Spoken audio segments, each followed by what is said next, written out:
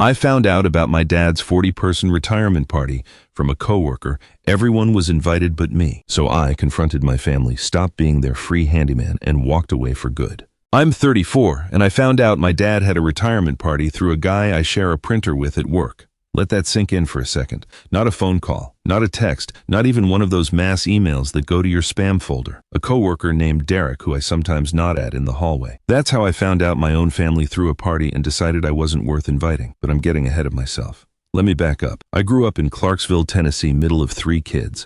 My older brother Scott is 37, my younger sister Paige is 29, and then there's me, the middle child, which I know is already making some of you nod like you understand everything.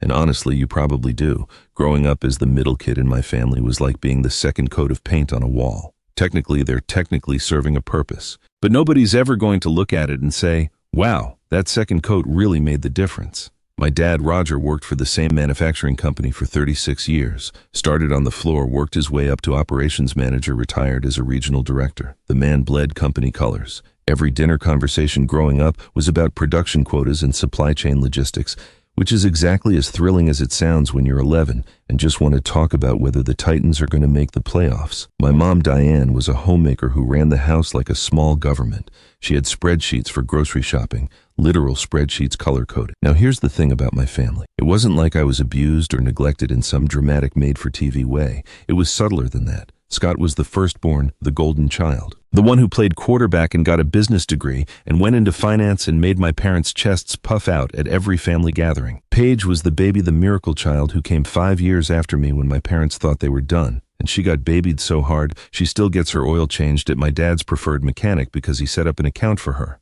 She's 29. And me, I was fine. That was the word they always used. Jim's fine. Jim doesn't need much. Jim's easy. I got decent grades. Played baseball, went to community college, became an electrician, and built a quiet, steady life for myself. I wasn't flashy. I wasn't dramatic. I didn't demand attention. And somewhere along the way, my family decided that because I never demanded it, I must not want it. I want to be clear about something. I'm not sitting here pretending I was some tortured soul growing up.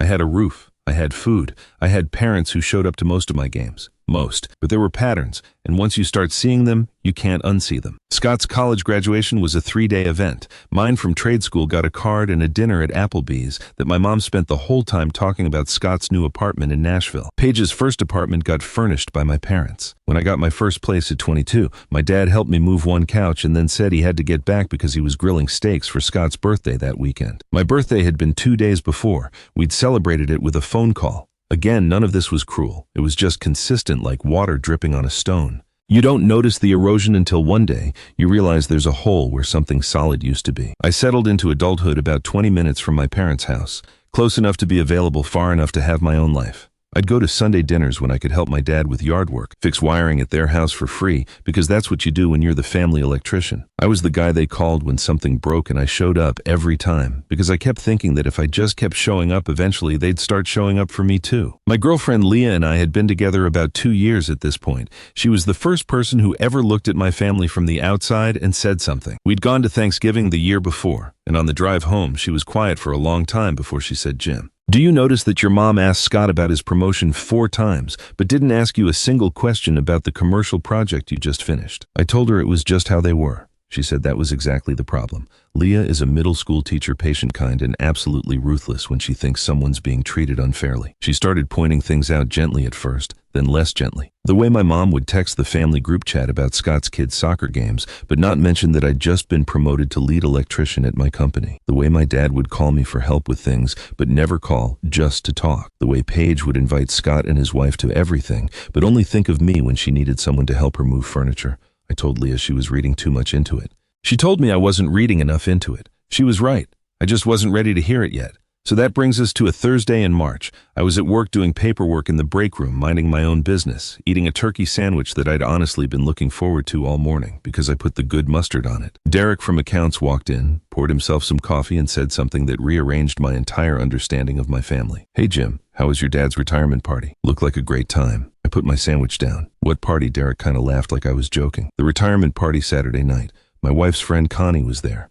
She posted a bunch of photos. Your brother gave a speech. It looked really nice." I sat there for a second and I could feel something shifting in my chest. Not anger, not yet, just this cold, hollow confusion.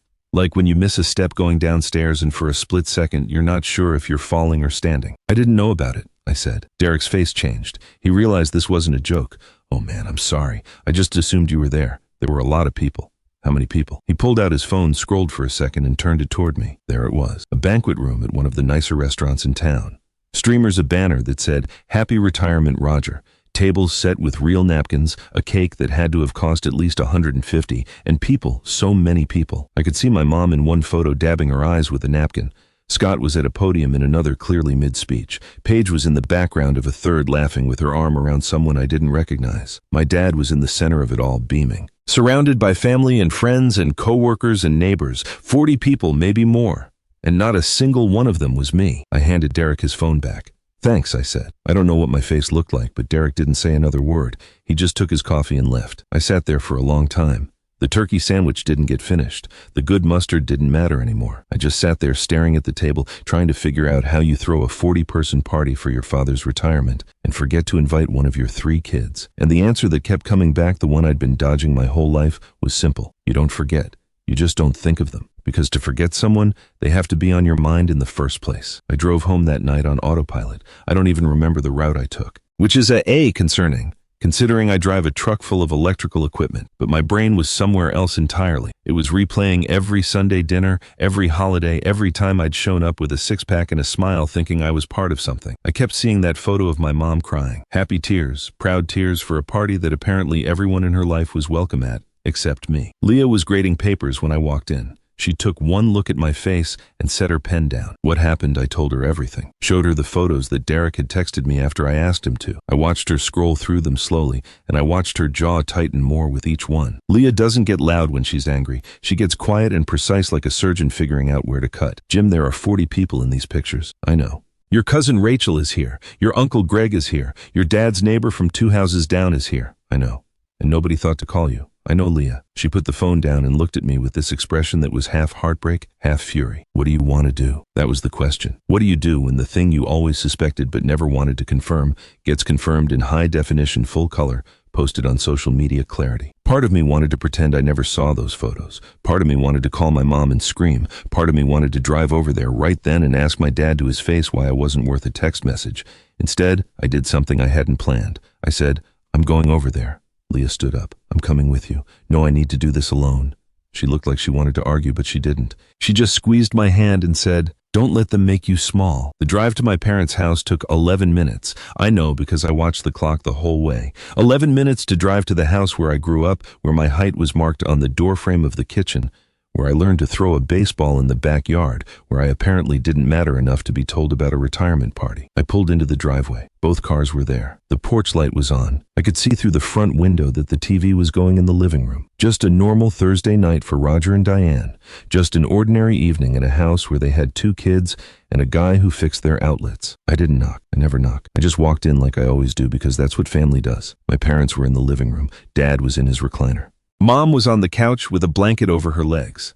Some home renovation show playing on the screen. They both looked up when I came in, and I could tell they were surprised to see me on a weeknight, but not worried. Why would they be worried? In their minds, nothing was wrong. "Hey, bud," my dad said, "what brings you by?" I stood there in the doorway of the living room, still in my work boots, still smelling like copper wire and insulation, and I said it. Simple, calm, like I was commenting on the weather. "Great party, Dad. Looked like you had the perfect family there." The silence that followed was the loudest thing I've ever heard in that house. My dad's face went from relaxed to confused to pale in about 2 seconds. My mom sat up straight and the blanket slid off her legs. Her mouth opened, but nothing came out. "Jim, my dad started 40 people, Dad." Jared from my office showed me the pictures. Scott gave a speech. Mom was crying. The whole family was there. Cousins, neighbors, Uncle Greg, everyone. 40 people knew about your retirement party, and I found out from a guy I share a printer with. My mom's eyes started filling up. "Jim, honey, it wasn't like that." "Then what was it like, Mom?" "Because from where I'm standing, it looks like you threw a party for the whole family and just didn't tell me. So either you forgot I exist or you didn't want me there. And honestly, I'm not sure which one is worse." My dad leaned forward in his recliner. "Now hold on, son. Scott organized the whole thing. We didn't handle the invitations. If anyone dropped the ball, it was him. And there it was, the deflection, the redirect, classic Roger. Something goes wrong that involves me, and suddenly it's someone else's department. I could have predicted that response with my eyes closed. So you're telling me, I said, that Scott planned a party for your retirement, and at no point during the planning, the setup, the actual events, or the days afterward, you didn't notice that one of your 3 children wasn't there. You didn't look around that room full of 40 people and think, where's Jim? My dad's mouth opened and closed. My mom was fully crying now, quiet tears rolling down her cheeks, and I hated that it was happening, but I also couldn't stop, because this wasn't just about the party. The party was just the thing that finally cracked the seal. Do you know how many times I've driven out here to fix something in this house? I said, I rewired your garage. I installed your ceiling fans. I put in that new panel in the basement that would have cost you $3,000 if you'd hired someone. I've been here every time something breaks, every time something needs doing, every time you needed the son who's handy, but you couldn't put my name on an invitation. Jim, please sit down, my mom said. Let's talk about this. I don't want to sit down, Mom. I've been sitting down my whole life. I've been sitting quietly in the background while Scott gets the speeches and Paige gets the attention and I get called when the dishwasher leaks. I'm done sitting down. My dad's face had gone from white to red, not angry red, ashamed red. At least, I think it was shame. With my dad, it's hard to tell because the man has expressed maybe 4 emotions in his entire life and 2 of them were about football. You're blowing this out of proportion, he said, and he said it in that voice, that calm, dismissive, I'm the reasonable one voice that he'd used on me my entire life. The voice that said I was overreacting.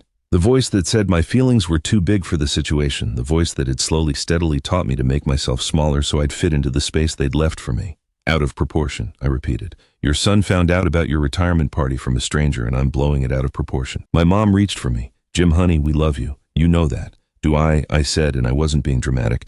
I was genuinely asking. Because love is supposed to mean you think about someone. Love is supposed to mean you include them. Love is supposed to mean that when you're standing in a room full of 40 people celebrating one of the biggest milestones of your life, you notice that your kid isn't there. Love isn't just a word you say when someone finally gets upset enough to confront you about being invisible. I looked at both of them. My mom crying, my dad gripping the arms of his recliner like it was the only thing keeping him in the room, and I felt something I'd never felt before in that house. Clarity. Complete, cold, unshakable clarity. I grabbed my jacket off the hook by the door, the same hook I'd been hanging my jacket on since I was tall enough to reach it. Great party, Dad, I said again.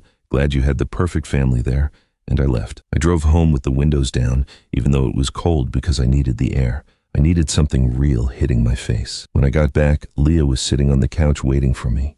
She didn't ask what happened. She just looked at my face and opened her arms, and I sat down next to her and didn't say anything for a long time. That night, lying in bed staring at the ceiling, I made a decision. I was done being the son who was fine. I was done being easy. I was done showing up for people who couldn't be bothered to send me a text. Something in me had broken, but for the first time I realized that maybe it was something that needed to break. The next few days were rough. I'm not going to lie. When you rip a bandage off a wound you've been covering for 34 years, it doesn't feel liberating at first. It just feels raw. I went to work. I came home, I ate dinner with Leah, and I tried not to think about the 40-person party that apparently wasn't important enough to include me in. My phone started lighting up the morning after my visit. First, it was my mom. 3 texts in a row. Jim, please call me. We need to talk about this. I love you so much. You have to know that. Then my dad called and left a voicemail that I listened to once and then deleted. It was 30 seconds of him clearing his throat and then saying, Jim, your mother's upset. Give her a call when you get a chance. Not I'm upset. Not I'm sorry.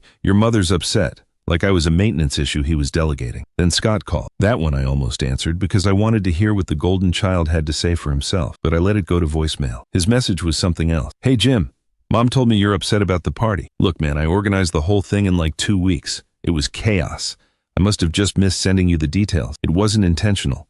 Don't make this a bigger thing than it needs to be. Call me back. Must have just missed sending me the details. Like I was a vendor who didn't get a purchase order.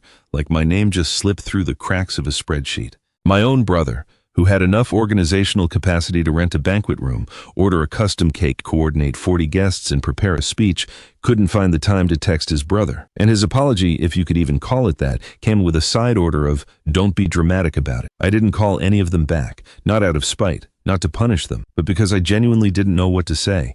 For the first time in my life, I didn't have a script for how to be the easy one. I didn't know how to smooth this over. And more importantly, I didn't want to. Leah was amazing through this. She didn't push me to talk when I didn't want to, and she didn't hold back when I did. One night I was sitting on the porch and she came out with 2 beers and sat down next to me and said, you know, this isn't just about a party, right? Yeah, I said, I know. It's about 34 years of being an afterthought. That's a pretty clean summary. She took a sip of her beer. So what's the plan? I didn't have one yet, but that conversation started something. See, I'd spent my whole life being reactive, waiting for my family to include me, waiting for them to notice me, waiting for crumbs of attention, and then being grateful when they fell. I'd never once been proactive about what I wanted or what I deserved. It was time to change that. The first thing I did was stop initiating contact. I didn't block anyone, didn't make any announcements, didn't post anything cryptic on social media. I just stopped being the one who reached out. No more Sunday calls to my mom, no more texts to my dad asking if he needed help with anything, no more checking in on Paige. I wanted to see how long it would take for any of them to notice the silence without me filling it. The second thing I did was pour myself into my work. My boss, a guy named Cole, who'd been in the trade for 25 years, had been telling me for a while that I had the skills to go out on my own. I'd always brushed it off because starting your own business felt like something other people did. Confident people who got speeches at parties. But something about being excluded from my dad's retirement made me think about my own future differently. If my family wasn't going to invest in me, I was going to invest in me. I started studying for my master electrician's license. I already had my journeyman's, but the masters would let me pull permits, bid on commercial jobs, and eventually open my own shop. I studied at the kitchen table every night after work. Leo would grade papers on one side. I'd have my code books open on the other. She'd quiz me on load calculations while we ate dinner. It sounds boring, and honestly a lot of it was, but it also felt like the first time in years that I was building something for myself, instead of fixing something for someone else. I passed the exam on my first try. Leah made a cake. She invited our friends over. Her parents sent flowers. My friend Travis, who I'd known since middle school, showed up with a bottle of whiskey and a card that said, "About dang time." It was a small celebration, maybe 10 people, and it was the happiest I'd felt in months. Because every single person in that room was there because they wanted to be. Meanwhile, the silence from my family was telling. After the initial burst of texts and calls, which lasted about a week, the contact dropped off almost entirely. My mom texted me once more a photo of a casserole she'd made with the caption, "Wish you were here for dinner." No acknowledgement of what happened. No apology. Just a casserole and a guilt trip dressed up as warmth. I didn't respond. Scott never reached out again after that one voicemail. Not once. Paige sent me a meme about 2 weeks later, completely unrelated to anything, like nothing had happened. I stared at it for a while, trying to decide if she even knew about the party situation, and then I realized it didn't matter. Because Paige not knowing would mean my parents didn't even think to mention it, and Paige knowing would mean she knew and didn't care. Both options were lousy. 3 months went by. In that time, I got my master's license, started picking up side jobs on weekends, and opened a business bank account. Cole helped me set up with a few commercial contacts he had. Leah helped me build a simple website. Travis, who did HVAC work, started referring clients my way. Slowly, carefully, I was building something real. A business, a reputation, a life that didn't revolve around waiting for my family to see me. I also started seeing a therapist. Leah suggested it, and I resisted at first because I had that stupid voice in the back of my head that sounded a lot like my dad saying I was blowing things out of proportion. But I went, and it was one of the best decisions I've ever made. My therapist, a no-nonsense woman named Dr. Reeves, helped me understand something I'd been circling around for years. My family hadn't rejected me. They just never fully seen me, and the difference between those two things might sound small, but it changes everything about how you respond. Rejection means someone considered you and said no. Being unseen means they never considered you in the first place. And you can't fix unseen by trying harder. You can only fix it by stepping into a space where people actually look. By summer, my side business was pulling in enough that I started thinking about leaving my full-time job. I had 3 commercial contracts lined up, a growing list of residential clients, and more work than I could handle alone. I was starting to think about hiring someone. Me, the kid who got a card and an Applebee's dinner for graduating trade school, was about to become someone's employer. Leah and I were sitting on the porch one evening watching the fireflies, and she said, "Your family has no idea who you are right now." I thought about that. She was right. They had no idea about the license, the business, the contracts, any of it. Because they hadn't asked. In 3 months of silence, not one of them had asked me what was new. Good, I said. Let them find out when it matters. I didn't know yet what that meant, but I had a feeling I was about to find out. 6 months after the party, I wasn't invited to life, handed me the kind of opportunity that only shows up when you've been putting in the work and the universe decides to finally pay attention. One of Cole's old contacts, a property developer named Grant, was building a mixed-use complex on the east side of town. 12 units of residential on top, commercial space on the ground floor. The whole building needed to be wired from the ground up. It was a big job, 6 figures big, the kind of contract that could take a one-man operation and turn it into a legitimate company. Grant had been working with another electrical contractor, but they'd fallen behind schedule and botched a panel installation badly enough that the inspector flagged the whole project. He needed someone who could come in, fix the mess, and finish the job on a tight timeline. Cole gave him my number. I met Grant at the job site on a Wednesday morning. Tall guy, firm handshake, zero patience for small talk. He walked me through the building, showed me the problems, and laid out his timeline. I need this done in 8 weeks. The last guys told me 12 and missed that by a month. I looked at the scope of work, ran some numbers in my head and said yes, but I told him I need to bring on 2 guys to help and I needed authority to order materials directly instead of going through his purchasing department, which had been part of the delay with the last crew. He agreed on the spot. We shook hands in a half-finished hallway that smelled like drywall dust and possibility. I hired Travis's nephew, Adam, who just gotten his apprentice license, and a guy named Bryce, who I'd worked with at my old company. Good guys, hard workers, and most importantly, guys who showed up when they said they would. We started the following Monday. For the next 7 weeks, I worked harder than I ever have in my life. 14-hour days, weekends, early mornings, where I was on site before the sun came up and still going over plans at the kitchen table after dinner. Leah barely saw me, but she never complained. She'd leave coffee in a thermos by the door every morning and text me things like, "You're going to crush it." And once memorably, "If you don't eat lunch today, I'm going to call your mother." That one actually made me laugh, which was impressive given the circumstances. We finished the job in 7 weeks and 2 days under budget. The inspector signed off on everything without a single flag. Grant called me into his office trailer afterward and said, "Jim, I've been in this business for 20 years, and I can count on one hand the contractors who've delivered like you just did." Then he handed me a check and told me he had 2 more projects coming up in the fall and wanted me on both of them. I sat in my truck after that meeting and just stared at the check. It was more money than I'd made in a year at my old job, and I'd earned it. Not because someone gave me an opportunity out of pity or family obligation, because I'd showed up, done the work, and been too stubborn to quit. I called Leah and told her, and she screamed so loud I had to hold the phone away from my ear. Then she said we were going out to dinner, and we did. And it was the best steak I've ever had, partly because of the restaurant and partly because of what it represented. Now here's where the story takes a turn, because life has a sense of timing that no fiction writer could match. About a week after I finished Grant's project, I got a call from Paige. This was notable because Paige hadn't called me in over 4 months. She'd sent a few more memes that I hadn't responded to, and then even those stopped. So hearing her name on my phone was unexpected. "Jim, hey," she said in that bright, casual voice she uses when she wants something.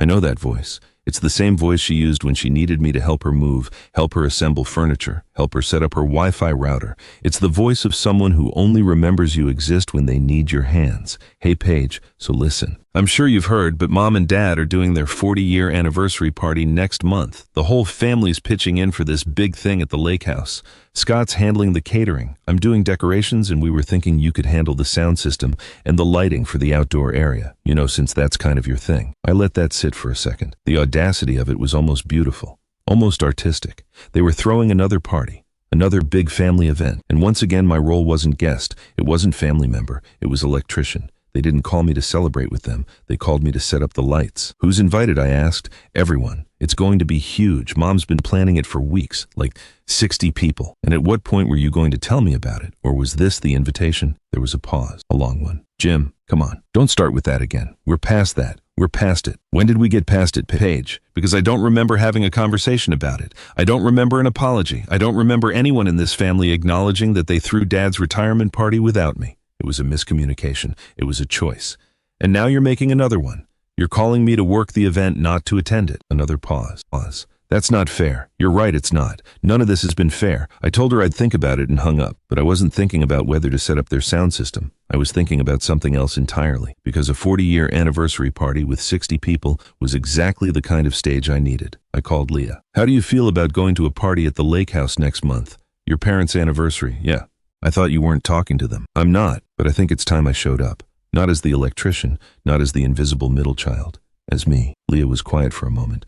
What are you planning? Nothing dramatic. I'm not going to make a scene.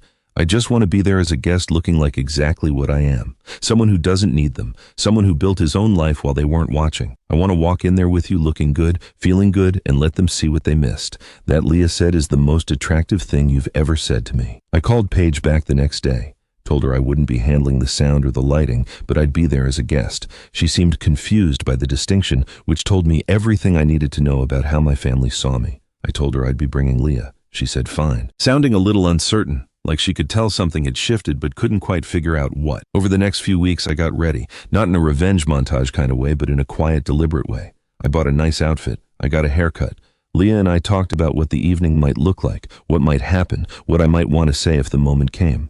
My therapist and I spent 2 sessions on it. Dr. Reeves helped me understand that this wasn't about punishing my family. It was about showing up as my full self in a space where I'd always made myself smaller. You're not going there to hurt them, she said. You're going there to stop hurting yourself. The night before the party, Leah and I were lying in bed, and she turned to me and said, "Whatever happens tomorrow, I want you to know that I see you. I've always seen you." I squeezed her hand and said, "I know. That's why I'm ready." The drive to the lake house the next evening took about 45 minutes. I drove slowly. Leah sat in the passenger seat in a blue dress that made her look like she belonged on a magazine cover. The sun was going down over the water when we pulled up, and I could see the lights strung up along the deck, the tables set along the lawn, the people already gathering. Someone else had handled the lighting. It didn't look as good as mine would have, but I kept that to myself. I parked the truck, turned off the engine, and looked at the house where my family was celebrating another milestone without expecting me to be anything more than the help. Then I opened the door and stepped out. It was time to stop being invisible.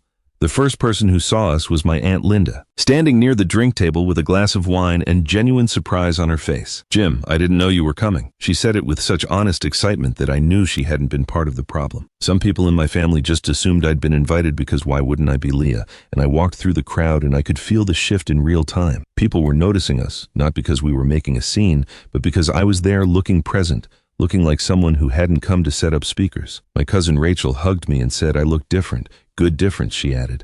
I told her it was something like that. The party was beautiful, I'll give them that.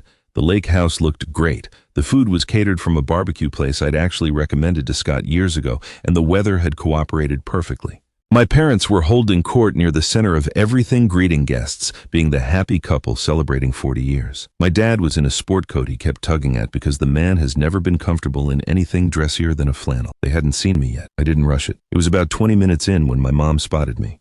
She was mid-conversation with someone, and her eyes drifted past them and landed on me, and I watched her face go through about 4 emotions in 2 seconds. Surprise, confusion, hope, and then something that looked a lot like guilt. She excused herself and came over, walking fast, arms already reaching. "Jim, you came." "I came," I said. I let her hug me, but I didn't melt into it the way I used to. I stood there and let it happen, and then I gently stepped back. She looked at Leah, then back at me. "I'm so glad you're here." "I was afraid you wouldn't come."